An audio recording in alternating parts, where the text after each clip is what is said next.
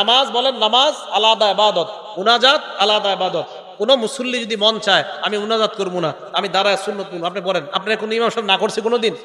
আন্দাজি অভিযোগ দেন কেন? এই জন্য আপনার এরপরে যদি মন চায়, উনি মুনাজাত করলে আপনার মন চাইলে ওনার সাথে মুনাজাতে শরীক হবেন, মন না চাইলে শরীক হবেন না। যদি কোন কোথায় আলা ইবনে হাজরামি রাসূল সাল্লাল্লাহু আলাইহি সাল্লামের সাহাবা ফজরের নামাজের পর মুনাজাত করছে, অন্য যারা সামনে ছিল তারা আমিন আমিন বলছে।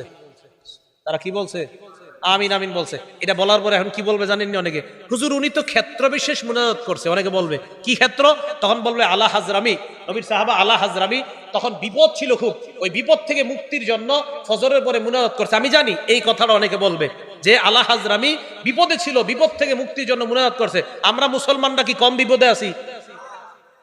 যদি বলেন না আমি তো হুজুর পুরা বিপদ মুক্ত, তো ঠিক আছে মাশাআল্লাহ, আপনি খতিব হয়ে যান মসজিদে, এটা আপনি এত পেরেশান মুক্ত।